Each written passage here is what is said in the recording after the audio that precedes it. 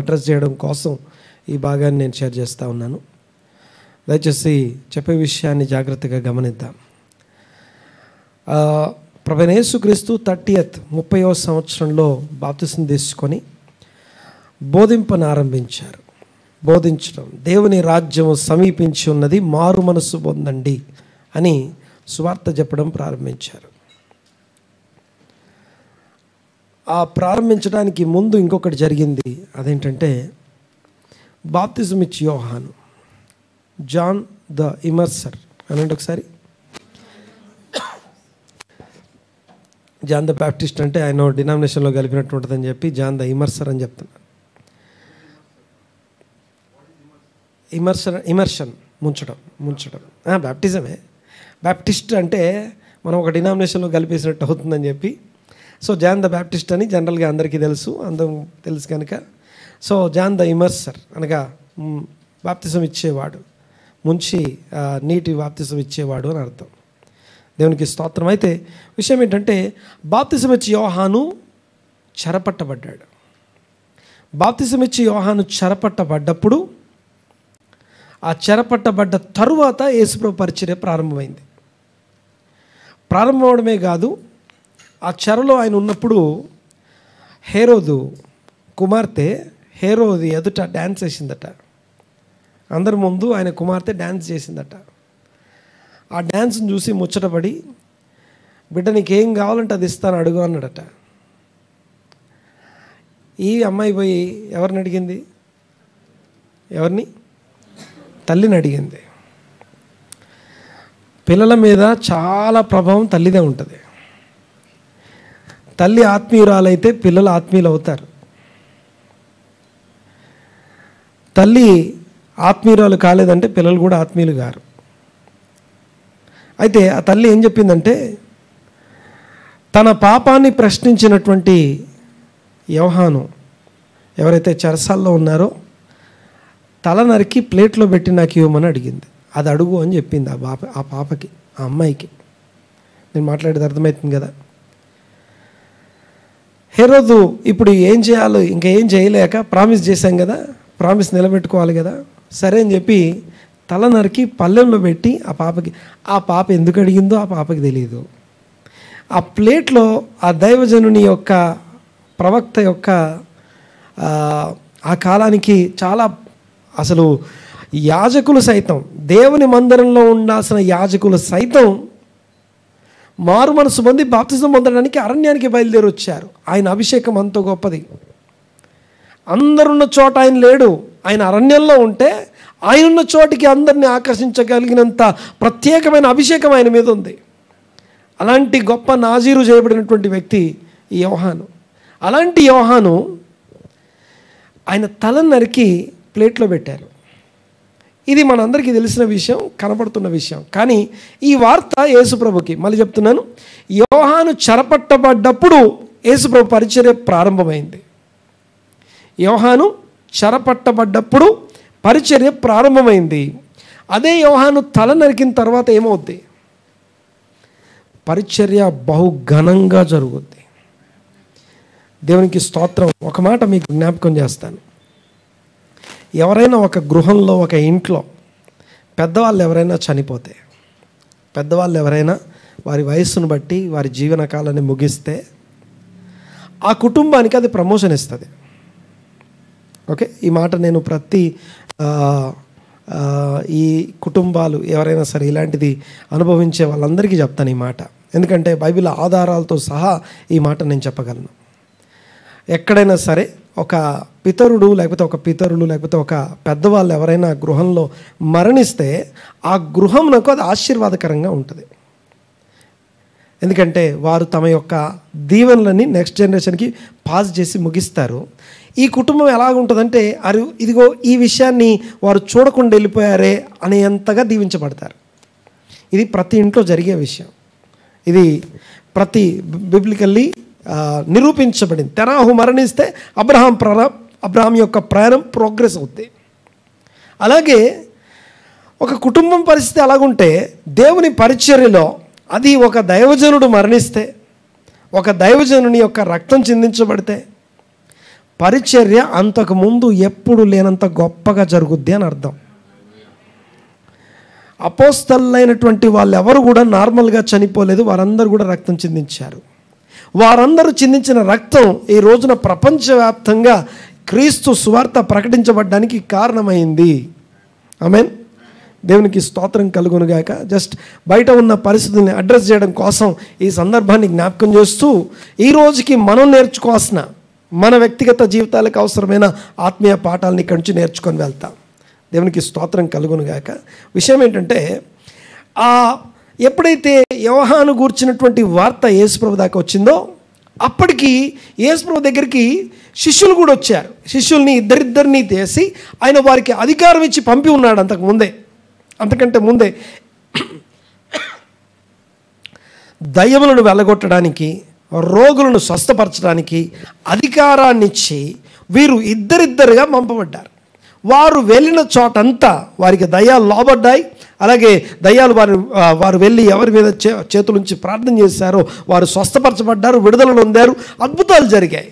స్వార్థ ప్రకటించారు, దేవుని రాజ్య స్వార్థ ఇశ్రాయేలు. అంతేకాకుండా వాళ్ళందరికీ చివరిలో ఒక మాట చెప్పబడింది. అదేంటంటే, అన్యుల ఇంటికి వెళ్ళకండి, నశించిపోయిన ఇశ్రాయేల్ ఇంటికి మాత్రమే వెళ్ళండి అని చెప్పబడింది. మొదట అనండి ఒకసారి.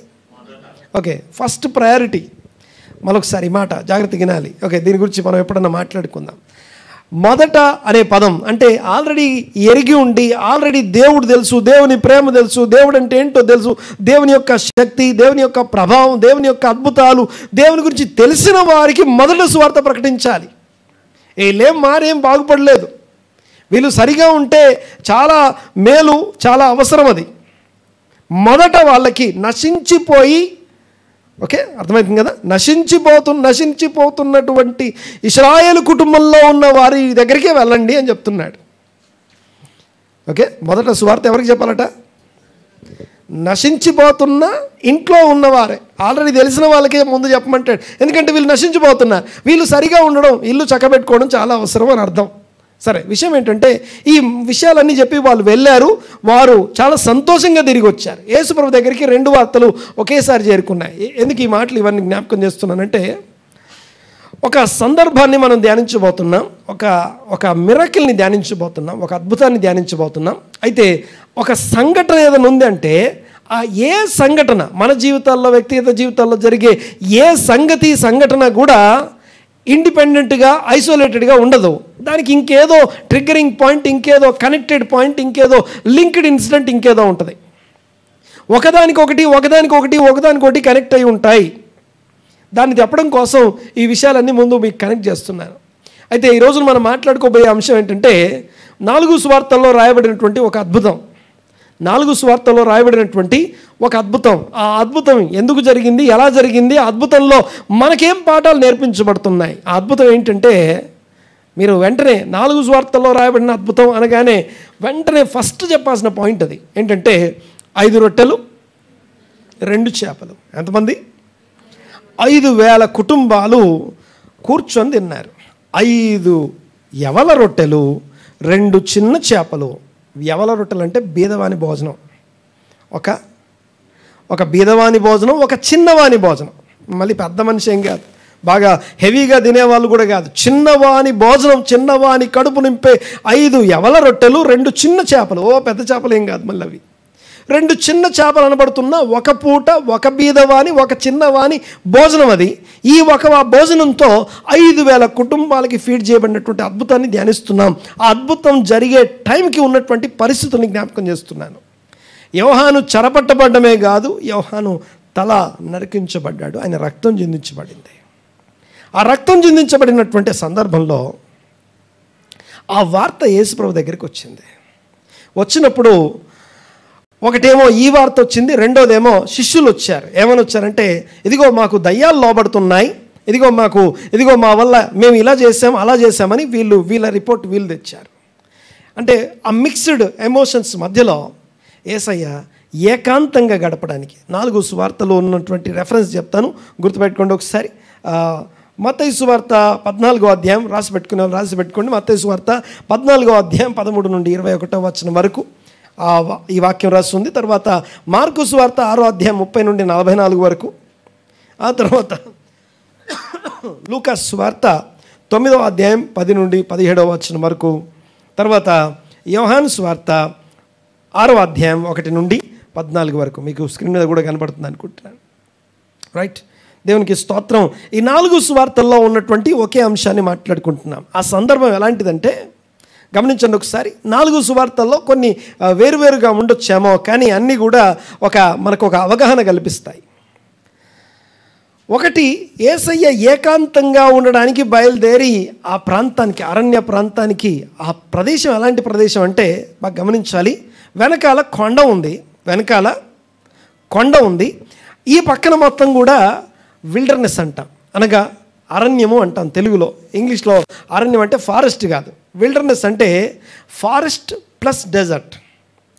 ఎడారి అరణ్యాన్ని 2 మిక్స్ చేస్తే ఎలా ఉంటుందో దాన్ని విల్డర్నెస్ అంటాం. ఇక్కడ సర్వైవ్ అవ్వడం చాలా కష్టం. ఒక మనిషి అందులోకి వెళ్ళిపోతే కొన్ని గంటలు మాత్రం బ్రతకగలడు, అంత దారుణంగా ఉంటుంది అక్కడ పరిస్థితి. అక్కడ ఉన్నటువంటి పరిస్థితులు మనిషిని చంపేస్తాయి. ఇటు పక్కనేమో సముద్రపు తీరం, అనగా గల్లే సముద్రం లేదా తిబెరే సముద్రం అంటాం. ఆ సముద్రపు ఒడ్డు అంటే ఒక పక్క అరణ్యం ఉంది, ఆ పక్క సముద్రం ఉంది, ఒక పక్కన వెనకాల ఏముందండి? కొండ. ఈ మూడిటి మధ్యలో మైదాన ప్రాంతంలో యేసు ప్రభు ఒంటరిగా వచ్చాడు అని మనం చూస్తాం. ఆయనతో పాటు ఈ శిష్యులను కూడా, ఈ సువార్తలు 4టిని కలిపి చదివితే మనకు అర్థమయ్యే విషయం ఏంటంటే, ఇదిగో మీరు సువార్త పరిచర్య చేసి అలసిపోయారు. ఎవరు? మీరు సువార్త పరిచర్య చేసి అలసిపోయారు, విశ్రాంతి కోసం అరణ్యంలోకి రండి, ఏకాంతంగా గడుపుదాం రండి అని తీసుకెళ్ళాడు. ఒకటి, యేసు ప్రభు ఏకాంతంగా వెళ్ళడం కోసం. 2, శిష్యులను ఏకాంతంగా తీసుకెళ్ళడం కోసం వెళ్ళిపోయి అక్కడ వాళ్ళు మాత్రమే ఉంటే ఈ పరిస్థితిని చూసి ఇప్పుడు యోహాను చెరపట్టబడ్డాడు, యోహాను తలగొట్టించబడ్డాడు కదా. ఈ వార్త విన్న ప్రజలు, యేసు ప్రభు పంపినటువంటి శిష్యుల ద్వారా సువార్త విని స్వస్థతలు అనుభవించిన వారు ఆయా గ్రామాల నుండి, ఆయా ప్రాంతాల నుండి ఈయనను వెతుక్కుంటూ ఆ ప్రదేశానికి వచ్చి చేరుకున్నారు. విస్తారమైనటువంటి జన సమూహం, అన్ప్లాన్డ్ మీటింగ్ అది. ఈ టైంకి కలుసుకుందాం అనుకున్నది కాదు, ఇక్కడ కలుసుకుందాం అనుకున్నది కాదు, ఇక్కడ మీటింగ్ పెట్టుకుందాం అనుకున్నది కాదు, ఏ మాత్రము ప్లాన్ లేనటువంటి మీటింగ్ అది. ఆ మీటింగ్ ఎమోషన్స్ అన్నిటి మధ్యలో వాళ్ళందరూ ఒక దగ్గరికి వస్తే వాళ్ళని చూస్తే యేసయ్యకి ఏమనిపించింది తెలుసా? ఒక మాట రాసి ఉంటుంది అక్కడ. వాళ్ళందరినీ చూస్తే ఆయనకు అనిపించిందట, కాపరి లేని గొర్రెల వలె ఉన్నారు వీళ్ళు అని వాళ్ళందరినీ చూసి కనికరపడ్డాడు అని రాస్తుంది.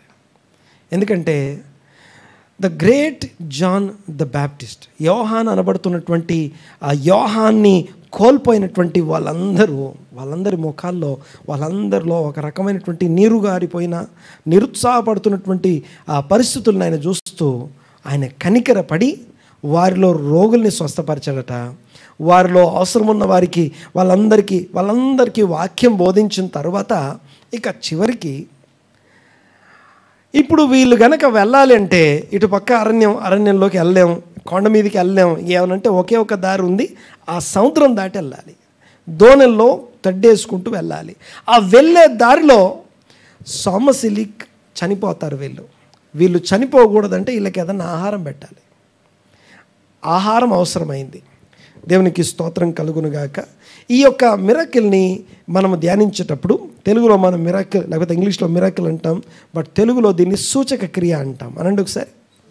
సూచక క్రియ అంటే సైన్ ఎప్పుడైనా సరే సూచక క్రియ అంటే బైబిల్లో ఉన్నటువంటి అద్భుతాలు ఏమైనా ఉన్నాయంటే, అద్భుతాలంటే ఇదిగో మీ అందరికీ ఆహారం లేదు, ఇదిగో నా దగ్గర ఉన్న ఈ 2 చిన్న చేపలు 5 రొట్టెల్ని నేను ప్రార్థన చేశాను, ఇలా విరిచాను, అందరిలోకి ఇలా విసిరేసింది కాదు. అది మహిమ చూపించడం కోసం, అందరి ముందు నేనేంటో నిరూపించుకోవడం కోసం చేసే అద్భుతాలు కాదు. బైబిల్లో ఉన్న అద్భుతాలన్నీ కూడా జస్ట్ అద్భుతాలే కాదు, not just spiritual intervention, heavenly interventions మాత్రమే కాదు, అనగా పరలోకం యొక్క ప్రమేయం అక్కడ మాత్రమే కాదు, కానీ ప్రతి తరానికి, ప్రతి సోల్కి అవసరమైన పాఠాలు నేర్పిస్తాయి.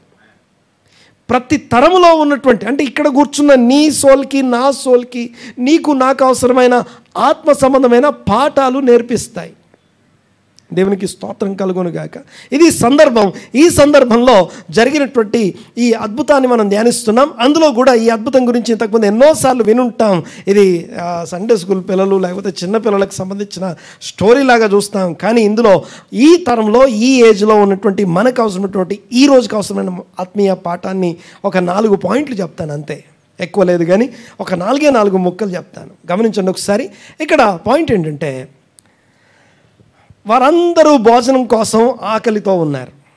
ఓకే, దీనికంటే ముందు ఒక విషయాన్ని మీకు జ్ఞాపకం చేస్తాను, పరిస్థితిని ఇంకా కొంచెం డీటెయిల్గా అర్థం చేసుకోవడం కోసం. ఆకలి, ఆహారం అనండి ఒకసారి. ఏది ఎక్కువ ఉంది ఇక్కడ? ఆకలేమో ఎక్కువ ఉంది, ఆహారం ఏమో కొంచెం ఉంది. ఇందాక చెప్పాను కదా, 5 యవల రొట్టెలు. యవలు అనేది ఎప్పుడైనా సరే బీదవాని ఆహారం. యవలు బీదవాని ఆహారము లేదా పశువుల కోసం పెట్టే ఆహారం, నాట్ రిచ్ ఫుడ్. గోధుమలు రిచ్ ఫుడ్. యవలు, గోధుమలు. యవల కోత పస్కా పండుగ రోజు వస్తే, గోధుమల కోత పెంతెకోస్తు పండుగ రోజు వస్తుంది. రైట్? అంటే రెండింటి మధ్య అప్రాక్సిమేట్లీ ఒక 50 days గ్యాప్ ఉంటుంది. ఓకే, సో పస్కా పండుగ రోజున యవల రొట్టె ఉంటుంది. పాయింట్ ఏంటంటే, యవలు అంటే బీదవాని ఆహారం. బీదవాని రొట్టెలు. బీదవాడు కూడా కాదు, అంతేకాకుండా చిన్నవాడు అని రాస్తుంది. ఒక చిన్నవాని వద్ద ఓ చిన్న చేతులతో చిన్న నోట్లో పెట్టుకొని చిన్నవాని కడుపు నింపే 5 యవల రొట్టెలు, 2 చిన్న చేపలు అని రాస్తుంది. చాలామంది అనుకుంటారు పెద్ద చేప అంటే ఏదైనా అయి ఉండొచ్చు కదా, ఎంత పెద్దగా ఉండొచ్చు కదా, సో అందరికీ చేపను పంచారేమో అనుకుంటారు. నో నో నో, 2 చిన్న చేపలు, ఒక చిన్నవాడి భోజనం, బీద చిన్నవాని భోజనం అది. ఆకలేమో 5,000 కుటుంబాలు ఆకలి కలిగి ఉన్నారు. ఎంత? ఆహారమేమో ఒక బీదవాని ఆహారం అక్కడ ఉంది, ప్రొవిజన్ ఏమో బీదవాని ఆహారం అయితే ఆకలి, ఆహారం అనండి ఒకసారి. ఓకే, రెండోది సమయము, పని. ఏది ఎక్కువ ఉంది? పని ఎక్కువ ఉంది. ఒకవేళ కనుక మీకు పని ఎక్కువ లేదనిపిస్తే అది మీ సమస్య. సరిగ్గా ఆలోచిస్తే, సరిగ్గా మనల్ని మనం చెక్ చేసుకుంటే, చేయాల్సిన పనులు, చేయాలనుకునే పనులు, చేయవలసిన పనులు అనేకం మనకున్నాయి. వాటిని ఇగ్నోర్ చేస్తూ, వాటిని పక్కకు పెట్టి, వాటి గురించి ఆలోచించక సమయం చాలా ఉన్నట్టు ఉందేమో మీకు. పని చాలా ఉంది, సమయం కొంచెం సమయమే ఉంది. ఓకే, సమయమేమో కొద్దిగా ఉంది, పని చాలా ఉంది. తర్వాత ఈ భాష ఇది బాగా అర్థమవుతుంది. మూడోది ఏంటది? అన్నాడు గట్టిగా. గట్టిగా అనమంటే అవసరము, ధనం. ఏది ఎక్కువ ఉంది మరి? ఇది బాగా తెలిసిపోద్ది మనకి. చాలా అవసరాలు ఉన్నాయి ప్రభువా, డబ్బులు మాత్రం మా దగ్గర కొద్దిగా ఉన్నాయి. ఈ మూడింటిని ఒకసారి అర్థం చేసుకుందాం. ఈ మూడిట్లో ఈ 3 కూడా మన రెగ్యులర్, మన రోజువారీ అవసరాలే. అక్కడ కేవలం ఆకలి గురించి మాత్రమే వాక్యం చెప్పట్లేదు, ఈవెన్ సమయం గురించి కూడా మాట్లాడబడుతుంది. ఒకానొక సందర్భంలో ఒక ఆయన దేవుణ్ణి ప్రార్థన చేశాడట. ఏమని అడిగాడు తెలుసా? దేవుడా, నాకు రోజు సరిపోవట్లేదు, ఇంకొక రోజు ఎక్స్ట్రా ఇవ్వని అడిగాడట. యుద్ధం చేస్తున్నాడు. యుద్ధం చేసేటప్పుడు మామూలుగా ఏం చేస్తాం, సాయంత్రం అయ్యేసరికి అలసిపోయి ఎప్పుడైపోతుందా అని ఎదురు చూస్తాం. సాయంత్రం అయిపోతే యుద్ధం ఆగిపోద్ది అనమాట. ఇక ఒక నైట్ రెస్ట్ తీసుకొని మళ్ళీ రేపు పొద్దున స్టార్ట్ చేయొచ్చు. కానీ ఈయనేమంటాడు తెలుసా? దేవుని అడుగుతున్నాడు. అలాంటి ప్రార్థన, అలాగా దేవుడు ఒక మనిషిని స్వరం విని దేవుడు ఒక మనిషి కోసం చేసినటువంటి అలాంటి రోజు అంతకు ముందు లేదట, తర్వాత లేదట. ఏంటో తెలుసా? సూర్యుడు ఒక రోజు 24 hours ఆగిపోయాడట. అంటే 24 hours కాలాన్ని స్తంభింపజేసినటువంటి సందర్భం. అంటే ఎప్పుడు సాధ్యం అవుద్ది? ఎప్పుడు అడుగుతాం మనం సమయం ఎక్కువ కావాలని? సమయం ఎక్కువ కావాలని ఎప్పుడు అడుగుతాం? ఇంకో కొంచెం ఉంటే బాగుండి. ఈరోజు ఎగ్జామ్ రాస్తున్నాం, మాకు చాలా వచ్చు, టైం ఏమో అయిపోయింది, ఇంకొక 5 నిమిషాలు ఇస్తే బాగుంటుంది. అంటే విజయోత్సవం కలిగి ఉన్నప్పుడు, గెలిచేటప్పుడు మన జీవితానికి సంబంధించిన ముఖ్యమైనటువంటి సంతోష సంబంధమైన విషయాన్ని మనం పొందుకునేటప్పుడు అప్పుడు అడుగుతాం దేవుణ్ణి, ఈ సమయం ఇంకొంచెం ఉంటే బాగుంటుందని అడుగుతాం. ఆయన అడిగాడట, సూర్యుడా నువ్వు నిలిచిపో అని చెప్పి దేవుణ్ణి అడిగాడట. సూర్యుడిని నిలిపితే 24 hours డే ఎక్స్ట్రా ఆయనకి యాడ్ చేయబడింది. అంటే 24 గంటలు సూర్యుడు అస్తమించలేదట. 24 గంటలు ఏ రోజులో ఉందో అదే రోజు ఉందట. సమయాన్ని ఆపేసాడు దేవుడు ఆయన కోసం. ఎవరి కోసం అంటే యెహోషువ యుద్ధం చేస్తున్నాడు. ఇంకోటి, ఆ సందర్భం ఏ సందర్భం అంటే యెరూషలేము రాజు అనబడుతున్నటువంటి ఆ యెరూషలేం పట్టణాన్ని పట్టుకునే సందర్భం వచ్చినప్పుడే. దేవునికి స్తోత్రం. బైబిల్లో ఎటు తిరిగినా ఎటు చూసినా యెరూషలేం దేవాలయం సెంటర్లోకి వచ్చి ఉంటుంది. సరే, అది మన టాపిక్ కాదు. కానీ విషయం ఏంటంటే ఇప్పుడు పని కొంచెమే ఉంది అనడానికి లేదు, పని చాలా ఉంది, సమయం కొంచెమే ఉంది. రెండోది, అవసరాలేమో చాలా ఉన్నాయి ప్రభువా, డబ్బులు ఎన్ని ఉన్నాయి? కొంచెమే ఉన్నాయి. మరి మా డబ్బులు ఎట్లా? అద్భుతం కావాలి మాకు. ఈ అద్భుతం మనకి నేర్పించే ఆత్మీయ పాఠాలు, ఒక డిసిప్లిన్ మనకి నేర్పిస్తాయి, ఒక ఆత్మ సంబంధమైనటువంటి క్రమం మనకి నేర్పిస్తున్నాయి. ఆత్మ సంబంధమైనటువంటి ఆ పాఠాలు మనం నేర్చుకుంటాం ఇక్కడ. రైట్, ఒక్కసారి చూడండి. ఒకసారి అక్కడ మొత్తానికి ఆ మధ్యలో ఏం జరిగిందో అదంతా నేను మాట్లాడలేదు. కానీ మొత్తానికి యేసు ప్రభు అక్కడ తేలిన విషయం ఏంటంటే 5,000 కుటుంబాలు చాలామంది ఉన్నారు. వారు ఇక సాయంకాలం అయిపోయింది, ఆకలితో ఉన్నారు. వీళ్ళని ఇలాగే వదిలేస్తే సొమ్మసిల్లి మధ్యలోనే చచ్చిపోతారు. వీళ్ళకి తినటానికి ఏదో ఒకటి పెట్టాలి. ఎలా పెట్టాలి, ఏం పెట్టాలి? మనమే భోజనం పెడదాం, మీరే పెట్టండి అన్నాడు. అన్న తర్వాత అప్పుడు వెతికితే ఒక చిన్నవాని వద్ద 5 యవల రొట్టెలు 2 చిన్న చేపలు ఉన్నాయని తేలింది. వాటిని నా దగ్గరికి తీసుకురండి అన్న తర్వాత కొంచెం నాకు ఒక ఆన్సర్ చెప్పాలి. ఒక ప్రశ్న అడుగుతాను. ముందు ప్రార్థన చేసి రొట్టెల్ని 5 రొట్టెల్ని 2 చేపలని చేతుల్లోకి తీసుకొని ఆకాశం వైపు కన్నులు ఎత్తి అని ఉంది. ఏమండి, యాక్చువల్గా వాటిని ఏం పైకెత్తలేదు. మనకి సినిమాల్లో వాటిని పైకెత్తారు. నో. ఓకే, సినిమాల్లో వాటిని పైకెత్తారు. నో. వాటిని చేతుల్లోకి తీసుకొని ఆకాశం వైపు మనం కన్నులెత్తాలి. ఆహారం ఏం గొప్పది కాదు, దేవుడు గొప్పవాడు. మంటి నుండి ఆహారాన్ని అద్భుతంగా సృష్టించే అద్భుతకరుడైన దేవుడు గొప్పవాడు. ఓకే, ఆహారం కోసం చేసే ప్రార్థన ఏంటంటే, మళ్ళీ చెప్తాను ఈ మాట, చాలామందికి తెలుసు, మళ్ళొకసారి గుర్తు చేస్తాను. రొట్టెను పట్టుకొని చేసే ప్రార్థన ఏంటంటే, ఇదిగో మంటి నుండి ఈ రొట్టెను మా కోసం అద్భుత రీతిగా సృష్టించిన దేవ, సర్వయుగములను సర్వరాజ్యములను ఏలుచున్న సర్వాధికారి సర్వోన్నతుడా, నీవు స్తుతి నొందుదువుగాక. ఇది రొట్టె కోసం చేసే ప్రార్థన, హీబ్రూ ప్రార్థన. అది ఎన్ని తరాలైనా ఆ 2 లైన్ల ప్రార్థనే ఉంటుంది. యేసు ప్రభు కూడా అదే చేశారు. అయితే పాయింట్ ఏంటంటే, ఆ ప్రార్థన చేసేటప్పుడు మళ్ళీ చెప్పండి ఒకసారి, ఏమని ప్రార్థన చేశాడు ఆయన? మంటి నుండి రొట్టెను అనండి ఒకసారి. ఓకే, మనం ఏదో విత్తనం విత్తాం, మనం ఏదో దున్నాం, విత్తనం విత్తాం, నీళ్లు పోసాం, ఏమేమో చేశాం కాక ఆ విత్తనాన్ని ఎదగజేసేది మాత్రం దేవుడు. ఆ విత్తనం ఎదగజేసే దేవుడే. ఆ విత్తనము ఎదిగి ఏ రూపం ఇవ్వాలో, ఎంత ఫ్రూట్ ఇవ్వాలో అది కూడా నిర్ణయించేది కూడా ఆయనే. అది ఆయన చేతుల్లో. దున్నడం నీ చేతుల్లో ఉందేమో, విత్తడం నీ చేతుల్లో ఉందేమో, నీళ్లు పోయడం నీ చేతుల్లో ఉందేమో, కానీ ఆ విత్తనం విత్తబడింది ఎలా ఎదగాలి, ఎంత ఫ్రూట్ ఇవ్వాలి, ఎంత క్రాప్ ఇవ్వాలి, ఎంత ప్రొడక్ట్ ఇవ్వాలో నిర్ణయించేది మాత్రం దేవుడు. అది ఆయన చేతుల్లో ఉంది. దేవునికి స్తోత్రం. అది యాక్చువల్గా దేవా మా కోసం ఒక మిరకిల్ చెయ్యి అని అడగట్లేదు ఆయన. ఇదిగో ఇక్కడ అందరి మధ్యలో ఒక అద్భుతం చెయ్యి ప్రభు అని అడగట్లేదు ఆయన. ఏమంటుండే తెలుసా? ఆల్రెడీ మా కొరకు నువ్వు అద్భుతం చేశావు. ఈ 5 రొట్టెలు 2 చేపలే ఒక అద్భుతం కదా. ఈ కొద్ది ఆహారమే ఒక అద్భుతం కదా. ఆహారం ఎలా ప్రొడ్యూస్ అయింది అంటే ఏం చెప్తాం? ఎక్కడి నుంచి వచ్చిందంటే, డబ్బులుంటే ఆహారం రాలేదు, డబ్బులు ఉన్నందుకు ఆహారం రాలేదు మన దగ్గరికి. విత్తనము నుండి, మంటి నుండి దేవుడు అద్భుతంగా దాన్ని సృష్టించినాడు గనక అది ఆహారంగా మన మధ్యలోనికి, మన చేతికి వచ్చింది. ఆమేన్. ఆకలి కలుగజేసింది ఆయనే, ఆహారం పెట్టేది ఆయనే. అనండి ఒకసారి మాట. ఆకలి కలుగజేసేది దేవుడే, ఆహారాన్ని పెట్టేది కూడా దేవుడే. ఆకలి లేకపోతే సమస్యలే లేవు. అసలు ఆకలే లేదనుకోండి, ఇంకేది లేదు, ఇంకా ఏ బాధ లేదు, ఇంకా సమస్యలన్నీ సాల్వ్ అయిపోయినట్టే. కానీ కడుపు ఏమి దేవుడు కాదు, ఆహారమైన దేవుడు కాదు. దేవుడు ఆ యొక్క ఆకలిని కలుగజేసిన వాడు ఆయనే, ఆహారాన్ని పెట్టేది కూడా ఆయనే. ఆమేన్. దేవునికి స్తోత్రం కలుగునుగాక. విషయం ఏంటంటే, ఇప్పుడు మొదటి విషయం, నా ప్రశ్న ఏంటంటే, చేతుల్లోకి తీసుకొని ప్రార్థన చేసిన తర్వాత కూర్చోండి అని చెప్పాడా?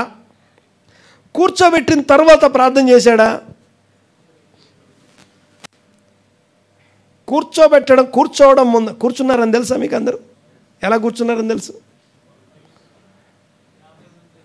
లైన్లు కూర్చున్నారు కదా, 50x100, ఒక లైన్కి 50 మంది చొప్పున 100 మంది చొప్పున లైన్లు కూర్చున్నారు. అలా కూర్చుంటే 50x100, అప్పుడు తేలింది 5000 మంది ఉన్నారు అక్కడ అని, 5000 కుటుంబాలు ఉన్నాయని తెలిసింది. అప్పుడు చెప్పండి ఒకసారి, ముందు కూర్చోబెట్టాడా, ముందు ప్రార్థన చేశాడా? కూర్చోబెట్టాక ప్రార్థన చేశాడా, ప్రార్థన చేశాక కూర్చోబెట్టాడు? ముందే కూర్చోబెట్టాడు. ఓకే. సో 4 విషయాలు చెప్తాను. ఇక్కడ బాధ్యతలు ఉన్నాయి. క్రీస్తు బాధ్యత ఏంటంటే, 5 రొట్టెలు 2 చేపలు చేతుల్లోకి తీసుకొని కృతజ్ఞతాస్తుతులు చెల్లించడం ఆయన పని, వాటిని విరవడం ఆయన పని. ఇక ఆ తర్వాత నుంచి మిగతాది మన పని. విరిచినటువంటి వాటిని అపోస్తలుల చేతిలో పెడితే అపోస్తలులు వాటిని తీసుకొని కూర్చున్న వారికి వడ్డించడం వాళ్ళ పని. వాళ్ళు వడ్డిస్తూ ఉన్నప్పుడు అవి మల్టిప్లై అవుతున్నాయి. బాగా వినాలి ఒకసారి. ఆయన చేతుల్లోకి తీసుకున్నప్పుడు 5 రొట్టెలు 2 చేపలే, ఆయన కృతజ్ఞత చెల్లించినప్పుడు 5 రొట్టెలు 2 చేపలే, విరిచినప్పుడు 5 రొట్టెలు 2 చేపలే, శిష్యుల చేతుల్లో పెట్టినప్పుడు 5 రొట్టెలు 2 చేపలే. శిష్యులు వాటిని పంచుతూ వడ్డిస్తూ ఉన్నప్పుడు అవి మల్టిప్లై అవ్వడం మొదలుపెట్టాయి. అది మిరాకిల్. అది ఓకే. సో పాయింట్ ఏంటంటే, నెంబర్ 1 బాగా వినాలి ఒకసారి. What is the first responsibility? మన రెస్పాన్సిబిలిటీ. అలాంటి మిరాకిల్ నా జీవితంలో జరగాలంటే నేనేం చేయాలి అనేది ప్రశ్న. నాకు కూడా అవసరాలు చాలా ఉన్నాయి, డబ్బులు కొద్దిగా ఉన్నాయి, ఆకలేమో చాలా ఉంది, ఆహారం ఏమో కొద్దిగా ఉంది, పని ఏమో చాలా ఉంది, సమయం ఏమో కొంచెమే ఉంది. నేనేం చేయాలి, ఎలా చేయాలి? ఒక అద్భుతం కావాలని చెప్పి ఈ సమస్యతో ఒక నీరుగారిన హృదయాలతో ఆయన సన్నిధికి వచ్చి కూర్చున్నా. ఆయన చెప్పే మాటలు ఒక 4 విషయాలు జ్ఞాపకం చేసుకుందాం. మొదటి విషయం ఏంటంటే, ద ఫస్ట్ రెస్పాన్సిబిలిటీ, మొదటి బాధ్యత, కూర్చోవాలి, కూర్చుండబెట్టాలి. అనండి ఒకసారి మాట, కొంచెం గట్టిగా మాట్లాడాలి. ఓకే, ఒకసారి ఆ రెఫరెన్స్ చదవండి ఒకసారి. అప్పుడు ఆయన పచ్చిక మీద అందరూ పంక్తులుగా కూర్చుండవలనని వారికి ఆజ్ఞాపించగా. మార్కు సువార్త 6వ అధ్యాయం 39వ వచనం. అప్పుడు ఆయన పచ్చిక మీద అందరూ పంక్తులుగా కూర్చుండవలనని వారికి వారికి సలహా ఇచ్చెను, వారిని బ్రతిమలాడెను, వారిని కోరుకొనెను, మనవి చేసుకొనెను అంటమా, వారిని ఆజ్ఞాపించను అనండి ఒకసారి. ఓకే, సలహా కాదు, సూచన కాదు, అర్థమవుతుంది కదా. ఆయన ఏం బ్రతిమలాడుకోవట్లేదు, అయ్యా కూర్చోండి కొంచెం. ఇంకోటి, ఎప్పుడు కూర్చుంటాం మనం? మొదటిగా మన బాధ్యత, మనం చేయాల్సిన పని, మనకు ఆజ్ఞాపించబడిన మొదటి విషయం ఏంటంటే కూర్చోవడం, కూర్చుండబెట్టడం అనండి ఒకసారి మాట. ఇది పెద్ద సమస్య. ఎప్పుడు కూర్చుంటాం చెప్పండి? ఎప్పుడు కూర్చుంటాం మనం?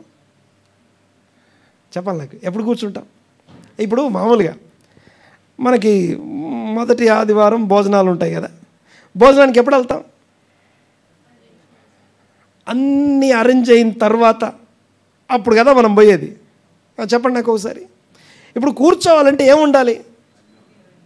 కూర్చోవడానికి సరిపడిన ఆహారం అక్కడ ఉండాలి కదా. ఏం లేకుండా కూర్చోమంటే అట్ట కూర్చుంటాం? నువ్వు ఏదైనా పెట్టి రెడీగా ఉంది అంటే అప్పుడు కూర్చుంటాం మనం. చాలా జాగ్రత్తగా వినాలి ఒకసారి. నేను చెప్పే 4 విషయాలు. మొదటి విషయం కూర్చోవాలి, కూర్చుండబెట్టాలి అనండి ఒకసారి మాట. విశ్వాసం ఉంటే తప్ప నువ్వు కూర్చోలేవు. విశ్వాసం ఉంటే తప్ప నువ్వు కూర్చోలేవు. దేవుడు నా కొరకు ప్రొవైడ్ చేస్తాడు, నాకు రావాల్సిన ఆహారం ఆయన నాకు పంపిస్తాడు, నాకు సరిపోయినంత ఆయన నాకు తీసుకొస్తాడు అని విశ్వాసం ఉన్న వాళ్ళు మాత్రమే కూర్చోగలరు. కూర్చోవడం అంటే డిసిప్లిన్, ఆర్డర్లో కూర్చోవడం. ఎక్కడ పడితే అక్కడ అలా కూర్చోవడం కాదు. నా లైన్ ఏది, నా నంబర్ ఏది, నా సీట్ ఏది అనండి ఒకసారి. ఏమండి, ఒక నంబర్ ఉంటుందిగా, సీట్ నంబరు, రో నంబరు ఒకటి ఉంటుందిగా, అక్కడికి వెళ్ళి కూర్చోవాలిగా. అది నీ సీటు కదా.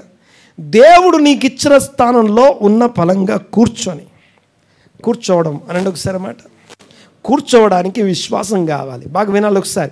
ఏ భోజనం లేదు, ఏ ఆహారం లేదు, ఈవెన్ 5 రొట్టెలు 2 చేపలని చేతిలో పట్టుకొని ఈవెన్ కృతజ్ఞతాస్తుతులు కూడా చెల్లించలేదు. ఇంకా ముందు కూర్చోమంటున్నాడు. కూర్చోమనేది ఏం సలహా కాదు, సూచన కాదు, బ్రతిలాడుకోవట్లేదు. అయ్యా కూర్చోండి, మనం చేసుకున్నాను, కూర్చోండి, త్వరగా కూర్చోండి, కూర్చుంటే త్వరగా వడ్డిస్తాం అన్నీ ఉన్నప్పుడు బ్రతిలాడాలి. ఇప్పుడు ఏం లేదు. Discipline, order. నా సీట్ ఎక్కడ, కూర్చోవాలి, కూర్చుండబెట్టాలి అనండి ఒకసారి అన్నమాట. ఆత్మీయంగా మనం కూర్చోకపోవడానికి కారణం ఏంటంటే ఫెయిత్లెస్నెస్, అన్ఫెయిత్ఫుల్నెస్ అంట. మన అవిశ్వాసాన్ని బట్టి మనం కూర్చోం. We're not interested to sit down in the presence of God. దేవుని సన్నిధిలో కూర్చోవడానికి మనకి చాలా కష్టం. అర్థమవుతుందని మాట్లాడి కూర్చోవడం చాలా కష్టం అండి, ఇబ్బందికరమైనటువంటి విషయం. మాకు పని లేకపోతే, బయట తిరగకపోతే ఏదో అయిపోయినట్టు బాధపడతాం. కానీ కూర్చోకుండా, బాగా వినాలి ఒకసారి, కూర్చోకుండా నువ్వు పడుతున్నటువంటి నీ ఇందాక ఏదైతే మాట్లాడుకున్నామో, ఆకలి చాలా ఉంది, ఆహారం కొంచెమే ఉంది, పని చాలా ఉంది, సమయం కొంచెమే ఉంది, అవసరాలు చాలా ఉన్నాయి, డబ్బులు కొంచెమే ఉన్నాయి. ఏం చేయాలంటే ముందు ఓకే, కూర్చోవటం, మళ్ళా రెండోది ఏంటి, కూర్చుండబెట్టట. ఇద్దరికీ చెప్తున్నాడు ఇక్కడ. వాళ్ళందరినీ కూర్చుండబెట్టమని వారికి మత్తయి, మార్కు ఇద్దరు ఆజ్ఞాపించాడని రాస్తుంది. మత్తయి, మార్కు ఇద్దరు రాశారు ఆ మాట, ఆజ్ఞాపించుట అనే పదం రాశారు. వారికి కూర్చోండి, కూర్చుండబెట్టబడుట అనే 2 పదాలు రాయబడ్డాయి. బాగా గమనించాలి ఒకసారి. ఈ కూర్చుండబెట్టుట అనే పదం చెప్పిన తర్వాత విశ్వాసం లేకుండా కూర్చోలేము. దీనికి ప్యారలల్గా ఇంకొక విషయాన్ని మీకు జ్ఞాపకం చేస్తాను. ఒక్కసారి ప్రకటన గ్రంథం 3వ అధ్యాయం చదువుదాం ఒకసారి. 14వ వచనం చదువుదాం. ఇక్కడ లవోదికయ అనే ఒక సంఘం ఉంది. దీనికి ప్యారలల్గా ఈ భాగాన్ని కలిపి చూద్దాం ఒకసారి. లవోదికయలో ఉన్న సంఘపు దూతకు ఇలాగు వ్రాయుము, ఆమెన్ అనువాడును నమ్మకమైన సత్యసాక్షియు, దేవుని సృష్టికి ఆదియునైన వాడు చెప్పు సంగతులేవనగా, నీ క్రియలను నేను ఎరుగుదును. నీవు చల్లగానైనను వెచ్చగానైనను లేవు. నీవు చల్లగానైనను వెచ్చగానైనను ఉండిన మేలు. నీవు వెచ్చగానైనను చల్లగానైనను ఉండక నులివెచ్చనగా ఉన్నావు కనుక నేను నిన్ను నా నోటి నుండి ఉమ్మివేయనుద్దేశించుచున్నాను. నీవు దౌర్భాగ్యుడవును, దిక్కుమాలిన వాడవును, దరిద్రుడవును, గ్రుడ్డివాడవును, దిగంబరుడవై ఉన్నావని ఎరుగక, నేను ధనవంతుడను, ధనవృద్ధి చేసి ఉన్నాను, నాకేమీ కొదువలేదని చెప్పుకొనుచున్నావు. నీవు ధనవృద్ధి చేసుకున్నట్లు అగ్నిలో పుటం వేయబడిన బంగారమును, నీ దిశముల సిగ్గు కనబడకుండునట్లు ధరించుకొనుటకు తెల్లని వస్త్రములను, నీకు దృష్టి కలుగునట్లు నీ కన్నులకు కాటుకొను నా యొద్ద కొనుమని నీకు బుద్ధి చెప్పుచున్నాను. నేను ప్రేమించు వారిని అందరినీ గద్దించి శిక్షిస్తున్నాను కనుక నీవు ఆసక్తి కలిగి మారు మనస్సు పొందుము. ఇదిగో నేను తలుపు నొద్ద నిలుచుండి తట్టుచున్నాను. ఎవడైనను నా స్వరము విని తలుపు తీసిన ఎడల నేను అతని యొద్దకు వచ్చి అతనితో నేనును నాతో కూడా అతడును భోజనము చేయుదుము. నేను జయించి నా తండ్రితో కూడా ఆయన సింహాసనం నందు కూర్చుండిన ప్రకారము జయించు వానిని నాతో కూడా నా సింహాసనము నందు కూర్చుండనిచ్చేదను. చూడండి ఒకసారి ఇక్కడ మనము ఈ లవోదికయ అనే ఒక సంఘం గురించి కొన్ని మాటలు మీకు జ్ఞాపకం చేస్తాను. కూర్చోవడం అంటే ఏంటో అర్థం చేసుకోవడానికి ఒక సంఘాన్ని ముందు పెట్టి మాట్లాడుకుంటున్నాను. లవోదికయ అనేది ఒక పట్టణం, ఒక ప్రాంతం, ఒక పట్టణం. అది ఈ ప్రాంతానికి ఉన్న స్పెషాలిటీస్ 3 స్పెషాలిటీస్ ఉన్నాయి. Speciality number 1, the richest city. చాలా ధనం కలిగినటువంటి పట్టణం. ఆ కాలంలో ఈ ఉత్తరం రాసే టైంకి అది గొప్ప ధనం కలిగినటువంటి పట్టణం, రిచెస్ట్ సిటీ. 2, సెకండ్ ఏంటంటే ఆ పట్టణంలో ఒక స్పెషల్ మెడిసిన్కి ఫేమస్, అది మెడిసిన్ అంటాం కదా, ఫార్మాకి చాలా ఫేమస్. అందులోనూ ఐ విజన్కి సంబంధించినటువంటి మెడిసిన్ అక్కడ ప్రొడ్యూస్ చేయబడుతుంది. ఏ మందు? కంటి చూపుకి సంబంధించినటువంటి మందు అక్కడ ప్రొడ్యూస్ చేయబడుతుంది. లవోదికయ పట్టణం రిచెస్ట్ సిటీ. నెంబర్ 2, ఐ విజన్కి సంబంధించిన మెడిసిన్ అక్కడ తయారవుద్ది. మూడోది బ్లాక్ ఊల్ అనండి ఒకసారి, అంటే నల్లని ఊన్ని అక్కడ తయారు చేయబడుతుంది, అక్కడి నుంచి ప్రొడ్యూస్ చేయబడుతుంది, ఎక్స్పోర్ట్ చేయబడుతుంది అక్కడి నుంచి. ఈ 3 విషయాలు కాక ఇంకా 4వది, అక్కడ ఒక సమస్య ఉంది, వాటర్ ప్రాబ్లం ఉంది అక్కడ. ఆ ఊరికి వచ్చే నీళ్ళు ఏవైతే ఉన్నాయో, ఆ వాటర్ ఏవైతే ఉంటాయో, ఆ వాటర్ చాలా వింత వాటర్ అవి. అటు చల్లగా ఉండవు, ఇటు వేడిగా ఉండవు, ఒక రకమైనటువంటి నులివెచ్చని స్థితి. అవి చాలా డేంజరస్గా ఉంటాయి. వాటర్ సమస్య, వాటర్ ఇష్యూ ఉంది. ఈ 4 వాటి సమస్యలు. వాటిని తెలియజేసే విధంగా ఉత్తరం రాయబడుతుంది, సంఘానికి లెటర్ రాయబడుతుంది. చూడండి ఒకసారి. 1 ఇక్కడ ఆమెన్ అన్నవాడును సత్యసాక్షి, తర్వాత ఆది నుండి ఉన్నవాడు రాస్తున్నాడు. నేనే, అసలు ఆమెన్ అనేది నేనే, ఆమెన్ అంటే నేనే అని రాస్తున్నాడు. ఆమెన్ అన్నాడు ఒకసారి. ఆమెన్ అన్నామంటే యేసు ప్రభు పేరును, అది ఆమెన్ అనేది ఆయన పేరు, అది ఆయనకున్నటువంటి, క్రీస్తుకున్నటువంటి అనేకమైన పేర్లలో ఆమెన్ అనేది ఒక పేరు, అది ఓకే. ఆమెన్ అనువాడైన నేను రాస్తున్నాను. మీరు ఎంత ప్రార్థన చేసినా చివరి మాట నాదే. మీ ప్రార్థనలో కొంచెం జ్ఞానం ఉండొచ్చు, అజ్ఞానం, మూర్ఖత్వం ఉండొచ్చు, గర్వాన్ని బట్టి, మనకున్న ఎమోషన్స్ని బట్టి ప్రార్థనలు చేయొచ్చు కాక చివరి మాట ఆమెన్ మాత్రం ఆయనది. ఆమెన్ అనువాడు నేను మీకు చెప్తున్నాను, ఈ ఉత్తరం రాస్తున్నానని చెప్పి సంఘపు దూతకి ఉత్తరం రాస్తున్నాడు. సంఘం యొక్క సమస్య ఏంటంటే వాళ్ళు ఏమై ఉన్నారో ఎరుగరు వీళ్ళు. ఇక్కడ 5 మాటలు రాస్తున్నాయి. ఏమేమి ఉన్నాయి అక్కడ? నీవు దౌర్భాగ్యుడవు, దరిద్రుడవు. చదవండి ఒకసారి. దౌర్భాగ్యుడవు, దిక్కుమాలినవాడు, దరిద్రుడవు, గుడ్డివాడవు, దిగంబరుడు. ఈ 4 మాటలు చెప్తున్నాడు. ఇవి అయ్యున్నారట, కానీ వారు ఎరుగురట. నీవు దౌర్భాగ్యుడవు, దిక్కుమాలినవాడవు, దిగంబరుడవు, లేకపోతే గుడ్డివాడవు, కానీ నీవు ఎరగకున్నావు, నీవు దిగంబరుడు అనే సంగతి నీకు తెలియట్లేదు అని చెప్తూ, అంటే మనం ఎందుకు కూర్చోవట్లేదంటే, 1 విశ్వాసం లేకపోవడం ఒకటైతే, ఇగ్నోరెన్స్ అనేది సెకండ్ రీజన్. మనం కూర్చోకపోవడానికి కారణం, నేను బాగానే ఉన్నాయి నా దగ్గర, లేకపోతే బాగానే సంపాదించుకున్నాను, వెండి బంగారాలు ఉన్నాయి నా దగ్గర. ఒక ప్రశ్న అడుగుతాను, చెప్పండి ఒకసారి. దేవుడు ఎక్కడ ఉంటాడు అంటే ఏం చెప్తారు మీరు? దేవుడు ఎక్కడ ఉంటాడు అంటే ఏం చెప్తారు మీరు?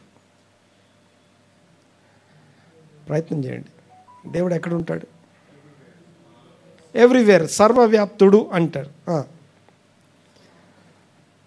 కానీ బైబిల్ ప్రకారం అయితే సర్వవ్యాప్తుడే, కానీ ఆయన ఇన్వైట్ చేయబడే ప్లేస్లో ఉంటాడు, ఆహ్వానించబడిన స్థలంలో ఉంటాడు. ఈ అధ్యాయం కూడా అదే చెప్తుంది. మీరు చదివినటువంటి పుస్తకం ఏదైతే ప్రకటన గ్రంథం చదివారు కదా, నేను తలుపు నొద్ద నిలుచుండి తట్టుచున్నాను. I'm everywhere. ఎవరైతే డోర్ తీస్తారో వాళ్ళతో ఉంటాను. ఆహ్వానించబడిన రండి అని ఇన్వైట్ చేసే విధంగా డోర్ తెరిస్తే ఆయన మనతో వస్తాడు. ఎలాగ ఆహ్వానించగలం? వెల్కమ్ చెప్పడం ఎలాగంటే మన క్రియల ద్వారా, మన ప్రార్థన ద్వారా, మన జీవితం ద్వారా. అయితే 1 వీళ్ళు కూర్చోవడం ద్వారా ఆయన ఆహ్వానిస్తారు. సరే చూడండి ఒకసారి. ఇక్కడ 1 కూర్చోకపోవడానికి కారణం అవిశ్వాసం అయితే, 2వ కారణం ఇగ్నోరెన్స్, తెలియనితనాన్ని బట్టి కూర్చోం. మాకంతా బాగానే ఉందనుకుంటాం, పర్వాలేదు అనుకుంటాం, కానీ నీ కళ్ళు కనిపించట్లేదు అని చెప్తే మనం నమ్మం. కానీ నిజంగా ఒరిజినల్గా ఒక ఏమంటాం, సరైనటువంటి సైట్ ఉన్నటువంటి గ్లాసెస్ పెట్టగానే, అరే ఇప్పుడు కనిపిస్తుంది నాకు అని, ఇన్ని రోజులు చూసిందంతా ఉట్టిదేనా? ఇన్ని రోజులు నాకేం కనపడట్లేదా? అప్పటిదాకా తెలియదు. సో పెట్టుకున్న తర్వాత తెలుస్తుంది, అయ్యో ఇన్ని రోజులు నేను గుడ్డాను సంగతి నాకు ఇప్పటిదాకా తెలియలేదు. ఈవెన్ క్యాటరాక్ట్ ఉన్నప్పుడు కూడా అలాగే ఉంటుంది. వాళ్ళకి ఎప్పుడైతే క్యాటరాక్ట్ పోయి కొత్తగా వాళ్ళకి ఎప్పుడైతే క్యాటరాక్ట్ సర్జరీ జరుగుద్దో అప్పుడు వాళ్ళకి అబ్బా ఇన్ని రోజులు ఇవన్నీ కనపడలేదు, ఇన్ని రోజులు ఈ కలరే కనపడలేదు నాకు అంటారు. మీరు వింటారు ఈ మాటలు. ఎందుకంటే గుడ్డివాళ్ళమై ఉన్నప్పుడు మనకు అంతా కనపడుతుందిలే అనుకుంటాం, కానీ కనిపించట్లేదు చాలా ఉంది, కనిపించింది చాలా ఉంది. ఇగ్నోరెన్స్ వల్ల మనం కూర్చోలేము. రెండోది ఆ యొక్క అన్ఫెయిత్ఫుల్నెస్ లేకపోతే అవిశ్వాసాన్ని బట్టి కూర్చోలేం, ఫెయిత్లెస్నెస్ని బట్టి మనం కూర్చోలేం. అయితే మొదటి మాట మనం నేర్చుకుంటాం. ఈ మిరకల్ మన జీవితంలో జరగడం కోసం మనం చేయాల్సిన మొదటి పని, మన నుంచి కోరబడే మన బాధ్యత కూర్చోండి, కూర్చోబెట్టండి. నువ్వు కూర్చుంటే సరిపోదు, నువ్వు కూడా కూర్చో, నా పక్కన ఈ సీట్ నీదే అని చెప్పాలి. నా పక్కన ఈ సీట్ నీదే, నువ్వు కూర్చొని ఇంకొకరిని కూర్చోబెట్టాలి. కూర్చోండి, కూర్చుండబెట్టండి అనండి ఒకసారి మాట. ఓకే, రెండవది సెకండ్ పాయింట్ చూడండి ఒకసారి. రెండో మాట ఏంటది? ఏం కనబడుతుంది మీకు? కూర్చోవాలి, కూర్చుండబెట్టాలి. నెక్స్ట్ తీసుకోవాలి, వడ్డించాలి అనండి ఒకసారి. కూర్చుండబెట్టిన తర్వాత ఆయన 5 రొట్టెలు 2 చేపలు చేతుల్లోకి తీసుకొని ఆకాశం వైపు కన్నులెత్తి కృతజ్ఞతాస్తుతులు చెల్లించి అప్పుడు విరిచి వాళ్ళ చేతికి ఇచ్చాడు. ఈ ఇచ్చినప్పుడు ఈ అపోస్తలైన వారు ఏం చేయాలంటే ఆయన చేతి నుంచి తీసుకోవాలి, ఆయన చేతుల నుంచి తీసుకోవాలి. తీసుకొని ఏం చేయాలి? వడ్డించాలి.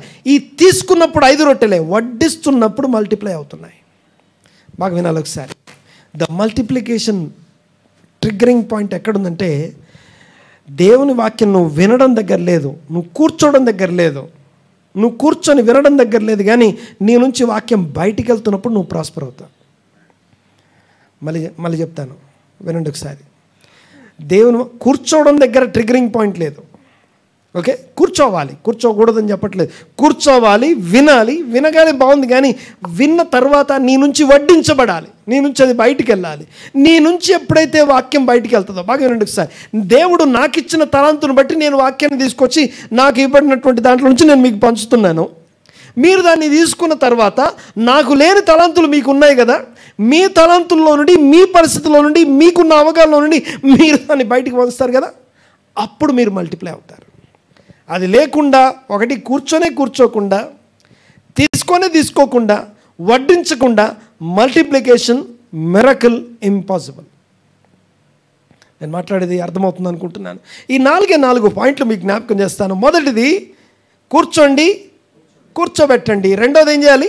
Receive the word of God, receive the revolution, understanding, knowledge of God, knowledge of Christ. క్రీస్తుని కూర్చున్నటువంటి అనుభవ జ్ఞానాన్ని తీసుకోండి. తీసుకొని దాన్ని ఏం చేయండి? వడ్డించండి. ఓకే, వడ్డించడం అంటే ఇంకొకరికి చెప్పడం అని అర్థం, ఇంకొకరికి చెప్పడం అని అర్థం. గమనించండి ఒకసారి. దేవుని రాజ్యంలో ఘనులెవరు, అల్పులెవరు అనేది చెప్తాను. దేవుని రాజ్యంలో అల్పులు ఎవరంటే, ఏ వాక్యాన్ని అయితే వాళ్ళు అనుసరించకుండా ఇంకొకటికి చేయమని చెప్తుంటారు చూసారా, వీళ్ళు అల్పులుగా ఎంచబడతారు. నువ్వు చేయకుండా ఇంకొకరికి చేయమని చెప్తే అత్యంత అల్పమైనటువంటి వ్యక్తివి. అదే నువ్వు దేవుని సన్నిధిలో అనుసరిస్తూ దాన్ని చేయమని చెప్తే దేవుని రాజ్యంలో ఘనమైన వ్యక్తివి. దేవుని రాజ్యంలో ఘనత అనేది దేని మీద ఆధారపడిందంటే, వాక్యం అనుసరించి చెప్పడం మీద ఆధారపడింది. అంటే కూర్చొని వారు విన్నాము, రిసీవ్ చేసుకున్నాం, ఆ రిసీవ్ చేసుకున్న దాన్ని మనము డిస్ట్రిబ్యూట్ చేస్తున్నాం, పంచుతున్నాం. వడ్డించుట సర్వలోకమునకు వెళ్ళి సర్వ సృష్టికి సువార్త ప్రకటించబడాలి. అందులో నీకు నాకు బాధ్యత ఉంది. ఎలాంటి సువార్త ప్రకటించాలి? ఈ సువార్త ప్రకటించడం అంటే ఓన్లీ నేను నమ్మే సిద్ధాంతం, నేను నమ్మే దేవుడు, నేను నమ్మే ఆ దేవుడిని మాత్రమే ప్రజెంట్ చేయడం కాదు, కానీ నా దేవుడు నాలో ఏం చేశాడో ఇతరులు చూసేలాగా జీవించడం. సాక్ష్యం అంటాం దాన్ని. ఆమేన్. ఇంకోటి, మీరు సాక్షులై ఉంటారనుంది, సాక్ష్యం చెప్పండి అని లేదు. పరిశుద్ధాత్ముడు మీ మీదికి వచ్చినప్పుడు మీరు సాక్షులై ఉంటారు. సాక్ష్యం ఇస్తారు, సాక్ష్యం చెప్పండి అనట్లేదు, కానీ సాక్ష్యమై ఉంటాం. అనగా మన లైఫే ఒక టెస్ట్ మనీ లాగా ఉంటుంది. దేవునికి స్తోత్రం కలుగును కాక. అలాంటి టెస్ట్ మనీ లైఫ్ని మనం కలిగి ఉంటాం. ఓకే, ఎలాగా వడ్డించడం? ఎలాగా? టెస్ట్ మనీ లైఫ్ ద్వారా, రెవల్యూషన్ని పొందుకొని దాన్ని అనుసరించడం ద్వారా మనము ఇతరులకు ప్రచురిస్తున్నాం. ఆ ప్రచురించేటప్పుడు ఏం చేస్తున్నామంటే వడ్డిస్తున్నాము. తీసుకోండి, ఎవరు మాట్లాడలేదు, వడ్డించండి. మళ్ళీ చెప్పండి, తీసుకోండి. ఓకే, మొదటిది ఏం చెప్పాను?